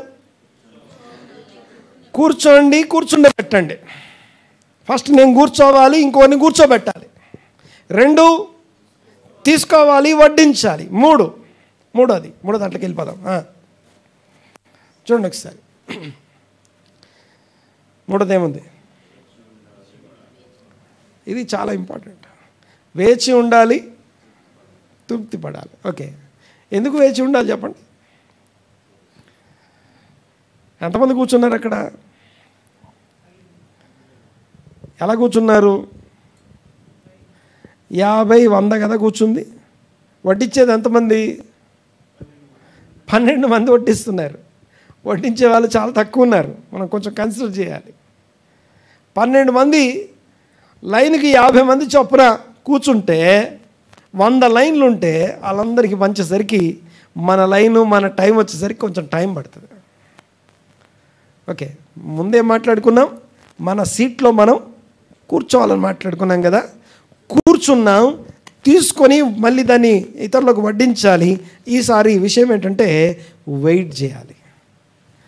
వస్తుంది, నీ దాకా వస్తుంది. 5 రొట్టెలు 2 చేపలు అయిపోవు.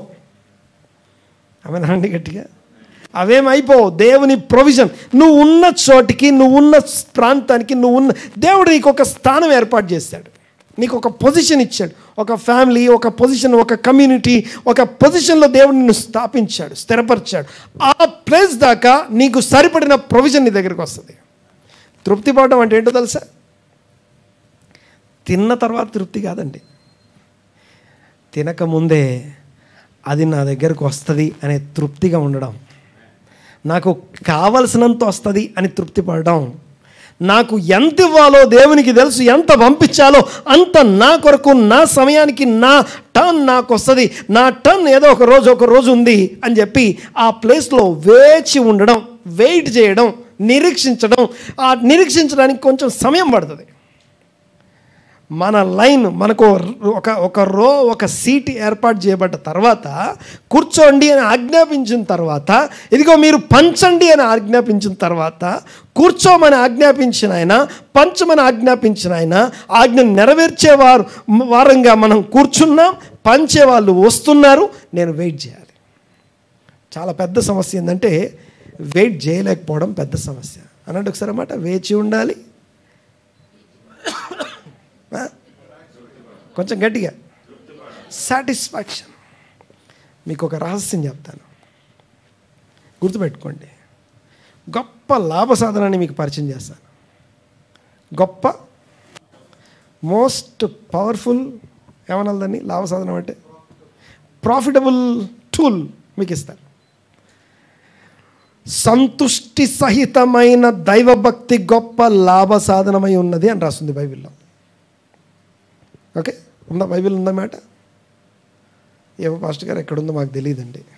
1 తిమోతి పత్రిక అని ఒక పత్రిక ఉంటుంది. 6వ అధ్యాయంలో ఆ మాట రాస్తుంది. తీసి చూసి చెప్పండి. 6:6 తీనియడ మీ బైబిల్లో ఉన్నాయి. మాటని చాలా అర్థం చేసుకోవడానికి ప్రయత్నం చేయాలి. ఉట్టి దైవభక్తి సరిపోదు. సంతుష్టి సహితమైన దైవభక్తి గొప్ప లాభ సాధనమై ఉన్నది. వేచి ఎందుకు ఉండాలి అంటే, ముందు తృప్తిగా ఉండాలి. Yes, be satisfied with what you have అంటాడు. ఓకే, మరొకసారి చెప్తాను. ఏమన్నా నేను? సంతుష్టి సహితమైన దైవభక్తి గొప్ప లాభ సాధనమై ఉన్నది. మీకు వచనం చూపిస్తాను, చూడండి ఒకసారి. ఇంకొక వచనం, హెబ్రీ పత్రిక 13వ అధ్యాయం 5వ వచనం. హెబ్రీ పత్రిక 13వ అధ్యాయం 5వ వచనం. ఇది దొరికిందండి అందరికీ? సంతుష్టి సహితమైన దైవభక్తి గొప్ప లాభ అంటే తృప్తిగా భక్తి చేయడం. ఏది వచ్చిన తర్వాత కాదండి, నువ్వు అక్కడ కూర్చుంటే నీ నంబర్ దగ్గరికి, నీ ప్లేట్ దగ్గరికి, నువ్వు ఉన్న చోటికి దేవుడు నీ కొరకు ఎంత పంపించాలో అంత పంపిస్తాడు. నీ వంతు నీకు వస్తుంది, నీ టర్న్ నీకు వస్తుంది, నీ సమయం నీకు ఏర్పాటు చేయబడింది. ఆమె నండి గట్టిగా గట్టిగా, రైట్? హెబ్రీ పత్రిక 13వ అధ్యాయం 5వ వచనం. ఇది చదవడం కొంచెం చదవమా. ధనాపేక్ష లేని వారై మీకు కలిగిన వాటితో తృప్తి పొంది ఉండండి. ఉన్నదాంతో తృప్తిగా ఉండండి అనేది వచనం కదా. మీకు దీన్ని ఇంకా వివరంగా చెప్తాను, టెన్షన్ పడకండి. ఏంటిది ఇలా ఉంది రాస్తుంది, మేము ఇంకా ధనం వద్దా మాకు అనకండి. కంటిన్యూ. నిన్ను ఏమాత్రం విడువను, నిన్ను ఎన్నడూను ఎడబాయను. ఓకే, ఈ వచనం అందరికీ తెలుసు కదా. నిన్ను ఏమాత్రం విడువను, ఎన్నడూ ఎడబాయను అని ఆయనే చెప్పాను. కాబట్టి ప్రభువు నాకు సహాయుడు, నేను భయపడను, నరమాత్రుడు నాకు ఏమి చేయగలరు అని మంచి ధైర్యముతో చెప్పగలవారమై ఉన్నాము. ఓకే, కొంచెం ఈ మాటని మీకు ఇంకా కొంచెం వివరంగా ఎక్స్ప్లెయిన్ చేయాలి ఇక్కడ. ఓకే, మనం ఏ పాయింట్ దగ్గర ఉన్నాం? గట్టిగా మాట్లాడాలి. వేచి ఉండాలి, తృప్తి పడాలి అనండి ఒకసారి. 5 రొట్టెలు 2 చేపలే కదా. పేతురు అంటాడు, after all, okay, what are they among so many అంటాడు. ఇంతమందికి అవి ఎంత మాత్రం, ఇక తృప్తి ఎక్కడ ఉంటుంది మనకి? తృప్తి ఉండదు కదా. కానీ కూర్చున్నప్పుడు వెయిట్ చేస్తున్నప్పుడు ఈ తృప్తిని మనం అనుభవిస్తాం. కొద్దిగా ఇది వినండి ఒకసారి. మీకు స్క్రీన్ మీద రెఫరెన్స్ పెట్టాము ఒకసారి.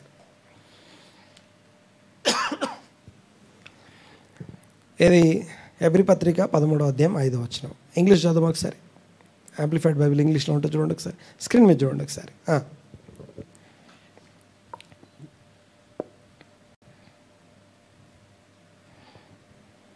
Let your character or disposition be free from love of money.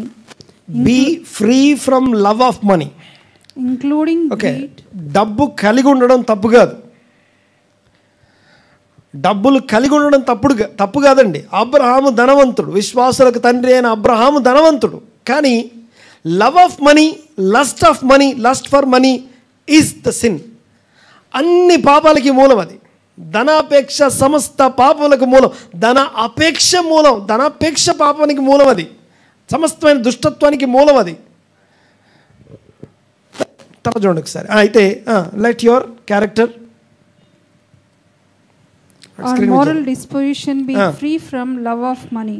Next. Including greed, avarice, lust and craving for earthly possessions. ఈ భూమి మీద ఉన్నటువంటి వాటికి సంబంధించిన ఆ ఆశతోని, ఆ యొక్క క్రేవింగ్ తోని ఉండకండి అని చెప్తున్నాడు. తర్వాత and be satisfied with your present circumstances and with what you have. మీ ప్రస్తుత పరిస్థితులను బట్టి, circumstances and what you have, నీవు కలిగి ఉన్న దాన్ని బట్టి సాటిస్ఫైడ్గా ఉండండి. యాంప్లిఫైడ్ బైబిల్ అంటాం దీన్ని. కొంచెం యాంప్లిఫై చేసి చెప్తుంది, కొంచెం వివరంగా చెప్తాను అనమాట. ఓకే, ఇంకా అయిపోలేదు. చూడండి ఒకసారి. తృప్తిగా ఉండండి, ధనాపేక్ష లేకుండా తృప్తిగా ఉండండి అంటానికి అంత పెద్దగా రాస్తుంది. ఇప్పుడు చూడండి ఒకసారి.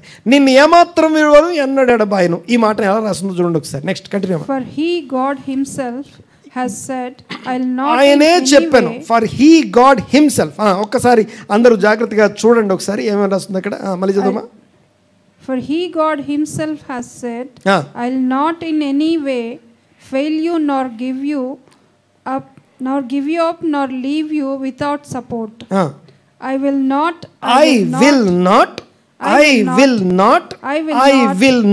in any degree leave you helpless, నిన్ను హెల్ప్లెస్ గా విడిచిపెట్టను, nor forsake, నిన్ను వదిలిపెట్టను, nor let you down, నిన్ను కింద పడేలాగా చేయను.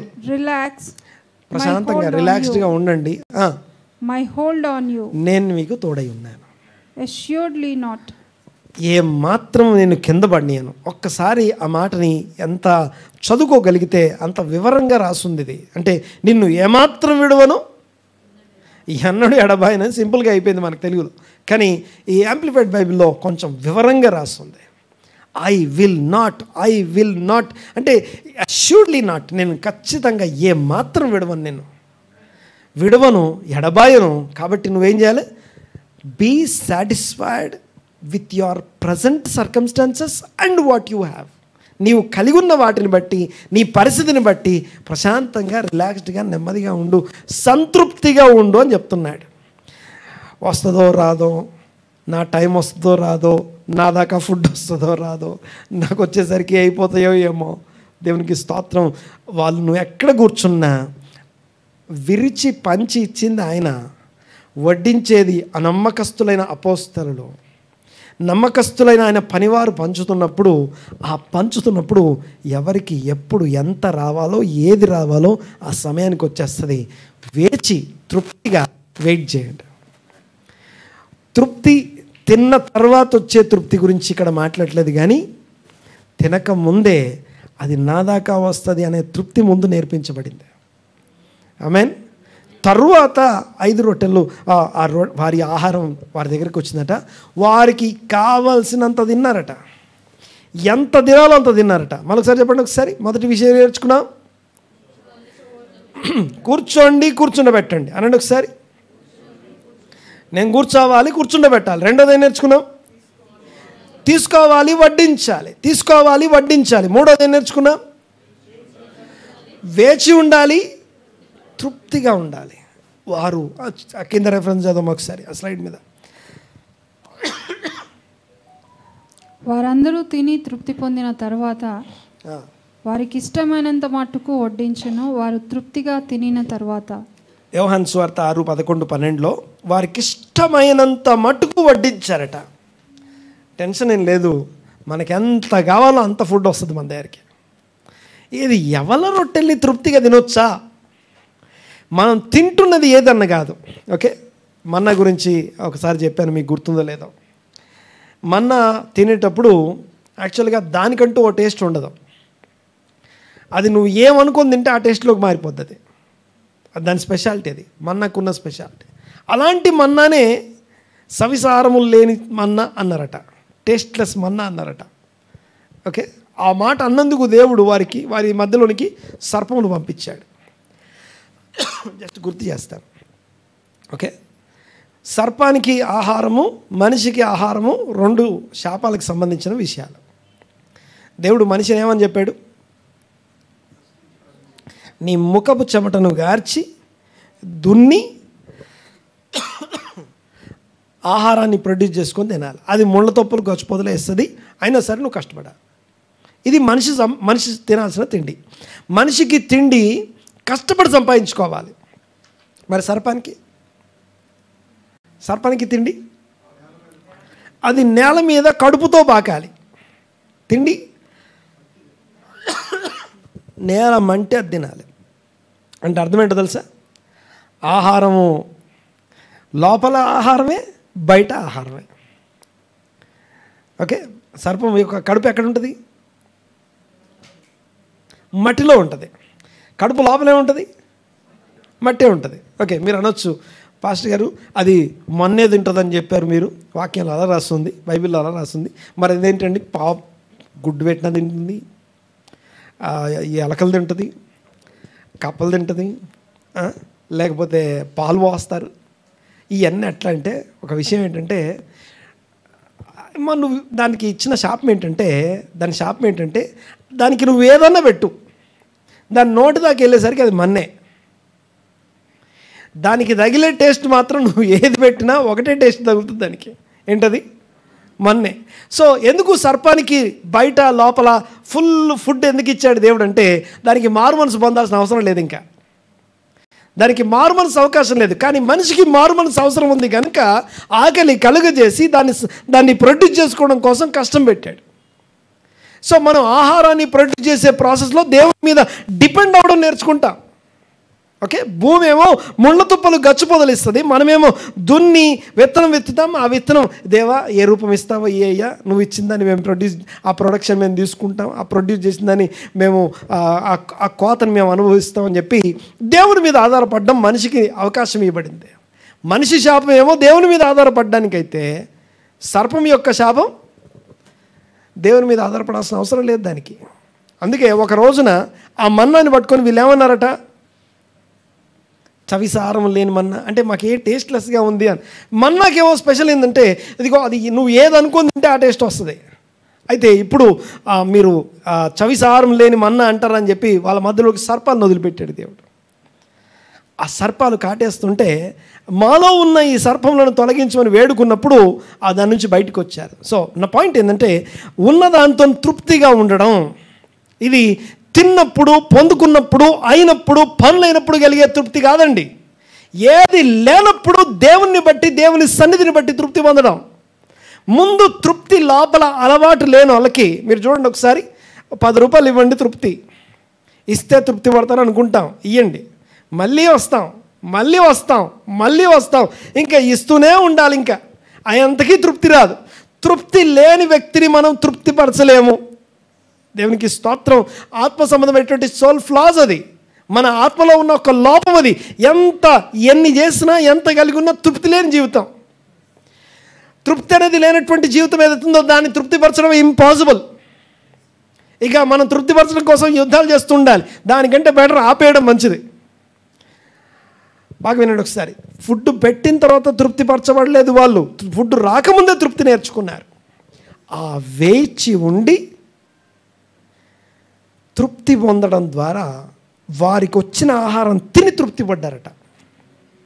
అయ్యో ఎవరు నాకేం తృప్తినిస్తాయి, మేము రిచ్ కదా, మాకు గోధుమలే తింటాం, మేము ఇలాంటి చిన్న చిన్న ఈ చీప్ ఆహారాలు మేము తినం, అయినా సరే అది నీకు అప్పుడు తృప్తినిస్తుంది. ప్రాబ్లం ఏంటంటే నువ్వు ఎవరు తింటున్నావా, గోధుమలు తింటున్నావా, రిచ్ ఫుడ్డా, పూర్ ఫుడ్డా, ఇవన్నీ కాదు, చిన్న ఫుడ్డా, పెద్ద ఫుడ్డా కాదు, కానీ ఏదో కావాలనే ఆ ఆశతో దానికంటే బెటర్ ఏంటంటే సంతృప్తి సహితమైన దైవభక్తి దగ్గరికి వస్తే ఆ తృప్తి తర్వాత మనం పెట్టింది, మనం తీసుకున్నది మనకి తృప్తినిస్తుంది. హల్లెలూయా. వేచి ఉండాలి, తృప్తి పడాలి. తిన్న తర్వాత తృప్తి గురించి మాట్లాడలేదు అక్కడ, తినక ముందే తృప్తి నేర్పించబడింది. ఓకే, కూర్చుండబెట్టాలి, కూర్చుండబెట్టాలి, 2 తీసుకోవాలి, వడ్డించాలి, 3 వేచి ఉండాలి, తృప్తి పడాలి. ఇక 4వ అంశం ఉంది, చివరిది. 4వది ఏంటంటే అంత అయిపోయింది అనిపిస్తుంది, అయిపోలేదు, ఇంకా అసలు ఉంటుంది ఇక్కడ. ఏం చేయాలి ఇప్పుడు? పోగు చేయాలి, లెక్క పెట్టాలి. వీళ్ళు బాగా తిన్న తర్వాత మిగిలిపోయిందని ఏమంటాం మనం? వేస్ట్, లెఫ్ట్ ఓవర్, వేస్ట్ అంటాం కదా. ఇక అది ఎందుకు, ఇంకా అయిపోయింది, ఇంకా మా కడుపు తీరిపోయి తృప్తి అయిపోయింది, మేము తిన్నామండి, తిని తృప్తి పొందాం. తినకముందే తృప్తి నేర్చుకున్న వారు తిన్నాక తృప్తి పడతారు. లేదనుకోండి, అబ్బా ఏం బాగాలేదు ఇది అంటారు. మొత్తానికి ఓకే, పోగు చేయడం, లెక్క పెట్టడం అంటే ఏంటో చెప్తాను. నేను మీకు 100 రూపాయలు ఇచ్చాను అనుకోండి, ఎక్కువలో ఎక్కువ ఎంత వేస్ట్ చేస్తారు మీరు?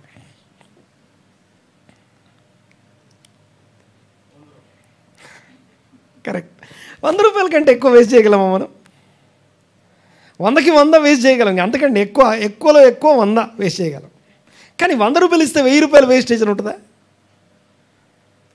అదే అద్భుతం అంటే.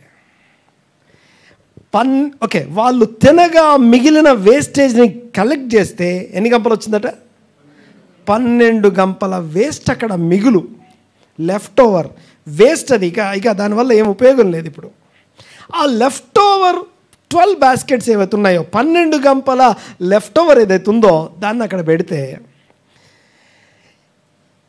మిగులు వేస్ట్ ఇంత ఉంటే సప్లై ఎంత ఉండాలి ఇప్పుడు మరి? ఓకే, ఇంత వేస్టేజ్ ఎక్కడి నుంచి వచ్చిందంటే ఏం చెప్తాం?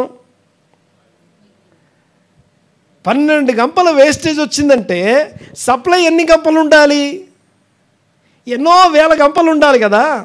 5,000 కుటుంబాల సంతృప్తిగా ఇష్టంగా తినే అంత భోజనాలు పెట్టిన తర్వాత 12 గంపలు మిగిలాయంటే ముందు పంపించిన సప్లై ఎంత ఉండాలి? ఎన్నో వేల గంపలు ఉండాలి కదా. ఆ 1000 గంపల్లో 12 గంపలు మిగిలాయండి, వేస్ట్ అయిపోయాయి అనాలి. కానీ ఇంత వేస్టేజ్ ఎక్కడి నుంచి వచ్చిందంటే, ఇందాక నేను చెప్పాను కదా, 100 రూపాయలు ఇస్తే 10,000 రూపాయలు వేస్ట్ చేస్తే ఉన్నదెంత? 100. తీసుకున్నది 100, వేస్ట్ చేసిందంతా 10,000. ఎప్పుడు వేస్ట్ చేసావు? బాగా తృప్తి పడిన తర్వాత వేస్ట్ చేసి, ఇంకా వద్దిది అనిపిస్తుంది. ఏమీ లేని చోట దేవుడు తృప్తిపడి వేస్టేజ్ మిగిలేంతగా చేయగలిగిన అద్భుతం చేసే దేవుడు నిన్న, నేడు, రేపు నిరంతరం ఏకరీతిగా ఉన్నవాడు. ఆమెనండి గట్టిగా. దేవునికి మహిమ కలుగునుగా. అలాంటి దేవుడు ఇప్పటికీ మన జీవితాల్లో సేమ్ అద్భుతాలు చేయగలిగిన దేవుడు. మనకి కేవలం మనకు కావాల్సింది అద్భుతం మాత్రమే కాదు, ఆత్మ సంబంధమైనటువంటి డిసిప్లిన్ పాఠాలు కావాలి మనకి. వారు ఆయన వినుటకును తమ రోగములు కుదుర్చుకొనుటకు ఆయన దగ్గరికి వచ్చారని రాస్తుంది. కేవలం రోగం పోవడం మాత్రమే సమస్య కాదండి. రోగం పోతే తీరిపోవట్లేదు, సమస్య తీరిపోవట్లేదు. ఆత్మ అలాగే ఉంటుంది కదా.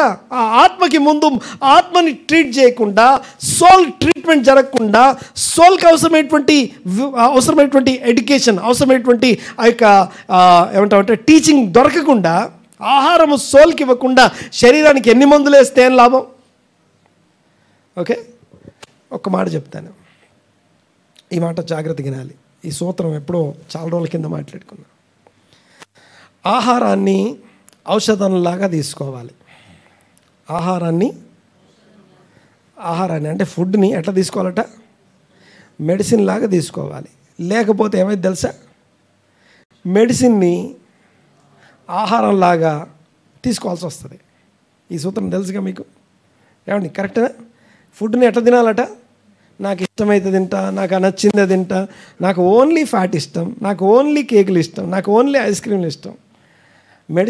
మెడిసిన్ లాగా తినాలి. ఆహారాన్ని ఎలా తినాలి? మెడిసిన్ ఎట్లాగైతే ఒక పద్ధతిగా తింటామో ఆహారాన్ని పద్ధతిగా తినాలి. ఎందుకు? తినకపోతే ఏమవుద్ది? ఒక రోజున మెడిసిన్నే ఆహారంలాగా తినాల్సి వస్తుంది కదా. అలాగే ఆత్మ సంబంధమైన ఆహారాన్ని కూడా మెడిసిన్ లాగా నీ సోల్ చిక్కిపోతుంది, నీ సోల్ బలహీనపడిపోతుంది. నీ సోల్లో ఆ యొక్క నీరుగారిపోయిన నిరుత్సాహంతో నింపబడి ఉన్నప్పుడు ఎలాగ ఉద్యోగం వస్తుంది నీకు? ఎలాగ పనులు చేయగలవు? ఆత్మ బలహీనంగా ఉండి శరీరం బలంగా ఉంటే ఎలా బ్రతకగలం మనం? దేవునికి స్తోత్రం కలుగునుగాక. హల్లెలూయా. బాగా జాగ్రత్తగా ఈ మాట వినండి ఒకసారి. ఈ యొక్క ఆహారాన్ని తీసుకోవడం కోసం 5 రొట్టెలు 2 చేపలుగా ఉండొచ్చుగాక, అల్పమైన ఆహారంలా కనిపిస్తూ ఉండొచ్చుగాక. Come on, let us sit down. First కూర్చుందాం. నా పొజిషన్లో నేను కూర్చుందాం. సంఘంలోను సమాజంలోను నా స్థానం ఏంటి, నా కుటుంబంలో నా స్థానం ఏంటో ఆ స్థానంలో కూర్చొని మాట్లాడాలి. ఆ స్థానంలో కూర్చొని, ఇదిగో దేవా నేను కూర్చున్నాను, ఇదిగో నువ్వు కూర్చో, ఇదిగో నేను ప్రార్థనకు కూర్చున్నాను, నువ్వు కూడా వచ్చి ప్రార్థనకు కూర్చో, నువ్వు కూడా వచ్చి ప్రార్థనకు కూర్చో. ఇదిగో నేను వాక్యం వినటానికి కూర్చున్నాను, నువ్వు కూడా నాతో పాటు. ఇదిగో నేను సంఘానికి వెళ్తున్నాను, నువ్వు కూడా నాతో పాటు రా. కూర్చోండి, కూర్చుండబెట్టండి. 2 వచ్చే వాక్యాన్ని తీసుకోవాలి, ప్రొవిజన్ని తీసుకోండి, వడ్డించాలి, పంచిపెట్టాలి. తీసుకోండి పంచిపెడుతున్నప్పుడు, ఆ తీసుకొని పంచిపెడుతున్నప్పుడు అప్పుడు మిరాకిల్ జరుగుతూ ఉంది. That is the ultimate triggering point. మనం విని అనుసరించి దాని ప్రకారం నడుస్తుంటే, నన్ను చూసి ఎవరైనా మారితే, నిన్ను చూసి ఇంకెవరన్నా మారితే అది నిజమైనటువంటి ట్రిగ్గరింగ్ పాయింట్. అది నీకు ఆశీర్వాదకరంగా ఉంటుంది. ఆమెనండి గట్టిగా. ఓకే, నాతో కలిసి సమకూర్చని వాడు చెదరగొట్టువాడు. నేనేం చేయట్లేదండి, న్యూట్రల్గా ఉన్నాను, నేను ఎవరిని యాడ్ చేయలేదు, కానీ నేను న్యూట్రల్గా ఉన్నా. న్యూట్రాలిటీ అనేది సంఘంలో, దేవుని రాజ్యంలో ఉండదు. దేవుని రాజ్యంలో న్యూట్రాలిటీ అనే పదానికి అర్థం లేదు. దేవుని రాజ్యంలో న్యూట్రల్గా ఉండడం, నేను ఖాళీగా ఉన్నానంటే కుదరదు. నువ్వు ఆయనతో కలిసి సమకూర్చలేదా, చెదరగొడుతున్నట్టు సమానం. నాతో కలిసి సమకూర్చని వాడు చెదరగొట్టువాడు అంటాడు. దేవునికి స్తోత్రం కలుగునుగాక. సో కూర్చోండి, కూర్చుండబెట్టండి, తీసుకోండి, వడ్డించండి. తర్వాత వేచి ఉండండి, తృప్తిగా ఉండండి. వేచి ఉండడం, తృప్తిగా ఉండడం. నా సోల్ నిజంగా తృప్తిగా ఉందా? ఎగిరెగిరి పడుతున్నామా? దేనికోసం వెంపర్లాడుతున్నామా? దేని వెనకాలన్నా ఓకే లోకంలో ఉన్నదంతయు అని రాసి ఉంటుంది. లోకముతో స్నేహం, దేవునితో వైరం. లోకంలో ఉన్నదంతా ఏంటో తెలుసా? శరీరాశ, లస్ట్ ఆఫ్ ద బాడీ. తర్వాత లస్ట్ ఆఫ్ ద ఐస్, నేత్రాశ. తర్వాత 3వది ప్రైడ్ ఆఫ్ లైఫ్, జీవపు డంబం. ఈ 3 ఎక్కడుంటాయట? లోకంలో ఉన్నాయి. ఈ మూడిటి వెనక వెంపర్లాడుతూ వెళ్తున్నామంటే, వాటి వెనకాల వెళ్తున్నామంటే మనకి తృప్తి లేదు. మన సోల్ దేవునికి విరోధంగా వెళ్తుంది. లోక స్నేహం దేవునితో వైరం, లోకంతో స్నేహం దేవునితో వైరం. ఆ దేవునితో వైరము పెట్టుకోవడం కంటే ఇక అంతకంటే భయంకరమైన విషయం లేదు. సౌలు అంటాడు, సమూయేలు సౌలుతో అంటాడు, దేవుడే నీకు విరోధి అయ్యాడు, ఇంకా నిన్నెవడు కాపాడలేడు. దేవుడే నీకు శత్రువు అయిపోయాడయ్యా, నిన్నెవడు కాపాడలేడు, ఇంకా నిన్నెవరు కాపాడలేరు ఇంకా అంటాడు. సర్వాధికారి అయిన దేవుడు ఆయన ఎవరికి విరోధి కాడు. కానీ ఈవెన్ పాపం దోషం చేత అతిక్రమాలతో నింపబడిన వారి కోసం ఈ రోజన్నా మారతాడేమని ఇంకొక అవకాశం ఇచ్చే దేవుడు. అలాంటి దేవుడు పాపములను క్షమించే విషయంలో ఐశ్వర్యవంతుడు, ఆ తర్వాత కృప చూపించే విషయంలో ఐశ్వర్యవంతుడు, క్షమించే విషయంలో సిద్ధ మనస్సు గలవాడు. అలాంటి దేవుడు మన కొరకు ఎదురు చూస్తూ ఉంటే ఆయనతో వైరము, లోకంతో స్నేహము అని అర్థం. వాటి వెనకాల వెళ్ళొద్దు, వేచి ఉండండి, తృప్తిగా ఉండండి. ఇక చివరిగా వేస్ట్ చేయండి, పర్వాలేదు, వేస్ట్ చేసిన దాన్ని లెక్క చేయండి, లెక్క పెట్టండి. ఎందుకు లెక్క పెట్టాలంటే ఎంత వేస్ట్ చేశామో లెక్క పెడితే ఎంత పొందుకున్నామో దేవుని స్తుతించకుండా ఉండలేము.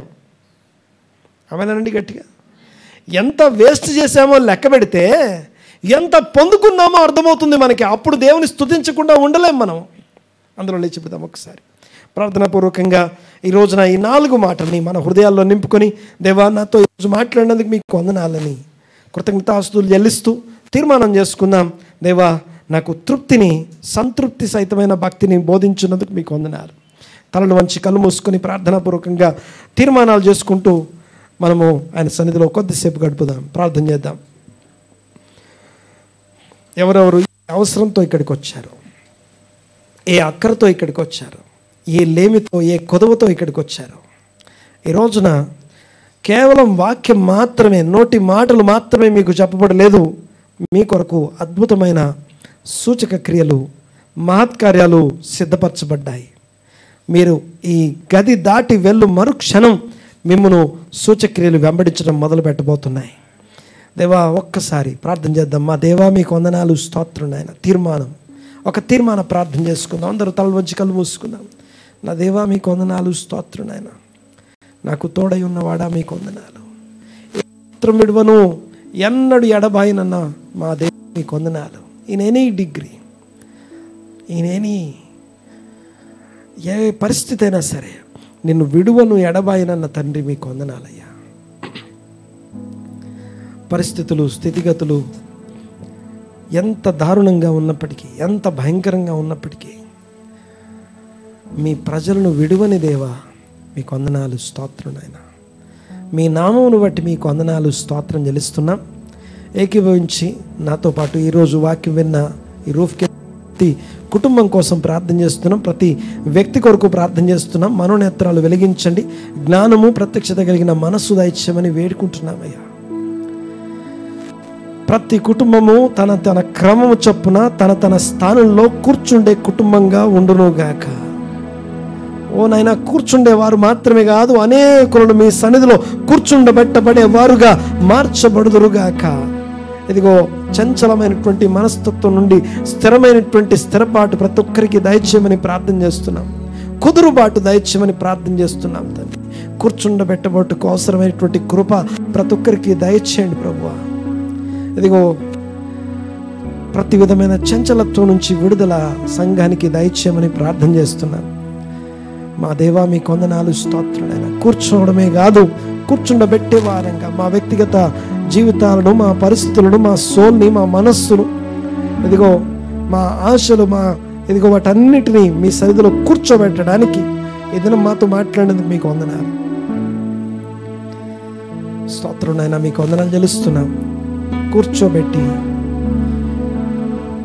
మీ సన్నిధిలో నుంచి తీసుకోవడానికి కృపనిచ్చినందుకు మీకు, తీసుకొని వడ్డించే వారంగా ఉండటానికి సహాయం దయచండి. వాక్యానికి మాత్రమే కాదు, విని దాన్ని అనుసరించి దాన్ని అనేకులకు ప్రకటించు వారంగాను, దాని ప్రకారం జీవించు వారంగా మేమందరము ఉందుముగాక, సంఘము ఉండునుగాక. స్తోత్రం నాయనా, మీకు వందనాలు. ప్రతి ఒక్కరిని మీ హస్తాలకు అప్పగిస్తున్నాం. స్తోత్రం నాయనా, మీకే కృతజ్ఞతాస్తులు. స్తోత్రము తండ్రి. Thank you lord. వందనాలు, వందనాలు, స్తుతులు, స్తోత్రం. సమస్తమైన మీ ఆధిపత్యాన్ని బట్టి, అధికారాన్ని బట్టి మీకు వందనాలు. వేచి ఉండే తృప్తికరమైన, సంతృప్తి సహితమైన దైవభక్తిని, ఇదిగో జీవితాన్ని ప్రతి ఒక్కరికి దయచేయమని ప్రార్థన చేస్తున్నాం. ఉన్న దాంతో, ఇదిగో ఉన్న దాంట్లో తృప్తిగా ఉండటానికి కృప దయచేయమని ప్రార్థన చేస్తున్నాం. పరిస్థితులు తృప్తి కలిగించే విషయాలు కనపడకపోయినా సరే, ఇదిగో మిమ్మును బట్టి, మీ తోడును బట్టి తృప్తి పడడానికి కృప దయచేయండి ప్రభువా. నా సమయం వస్తుందని వేచి ఉండే భాగ్యం మాకు దయచేయండి ప్రభువా. నా కొరకు, ఇదిగో నా కొరకు మీరు సిద్ధపరిచిన సమయం ఉందని, ఆ సమయం కోసం వేచి ఉండటానికి ఇదిగో కృప దయచేయమని ప్రార్థన చేస్తున్నాను. చూడండి, మీ సన్నిధిలో తృప్తి దయచేయండి ప్రభువా. సంతృప్తి సహితమైన దైవభక్తి గొప్ప లాభ సాధనం అన్న మాటను బట్టి మీకు వందనాలు. Thank you lord. వందనాలు, స్తోత్రం, స్తోత్రం, స్తోత్రం నాయనా. Thank you, thank you. ఈ సమయంలో మా జీవితాల్లో ఎంత వేస్టేజ్ ఉంది. సమయం వేస్ట్ అవుతా ఉంది, ధనం వేస్ట్ అవుతా ఉంది. వాటిని కౌంట్ చేయడానికి, లెక్క పెట్టడానికి కృప దయచేయమని ప్రార్థిస్తున్నాను. ఇదిగో న్యూ ఫైనాన్షియల్ ఇయర్లోకి మేము ప్రవేశించబోతుండగా, రానున్న ఫైనాన్షియల్ ఇయర్ని దీవించండి ప్రభువా. స్తోత్రునైనా మీకు వందనాలు. 2025 and 26 అనబడుతున్న ఈ ఫైనాన్షియల్ ఇయర్ని మీ సన్నిధిలో ప్రతిష్ఠిస్తున్నాం. సంఘ బిడ్డలందరికీ ఆశీర్వాదకరంగా మార్చండి నాయన. ఈ సంవత్సరంలో లేని అసెట్స్ని వారికి దయచేయండి. ఈ సంవత్సరంలో లేని అనేకమైన దీవెనలు, ఆర్థిక దీవెనలు వారికి అనుగ్రహించమని ప్రార్థిస్తున్నాం తండ్రి. ఆరోగ్యం దయచేయమని ప్రార్థిస్తున్నాం తండ్రి. మీ కృపను విస్తరింపజేయమని ప్రార్థన చేస్తున్నాం. సంఘం ఎడల మీ దీవెనలు, మీ ఆశీర్వాదములు, మీ అద్భుతాలు ప్రతి ఒక్కరిలో విస్తరింపజేయమని వేడుకుంటూ, స్తుతించి, ఆరాధించి మీ నామాన్ని గొప్ప చేస్తూ ఈ ప్రార్థన నజరేయుడైన యేసుక్రీస్తు నామమున అడిగి బ్రతిమాలి వినయంతో వేడుకొంచు. ఆమేన్.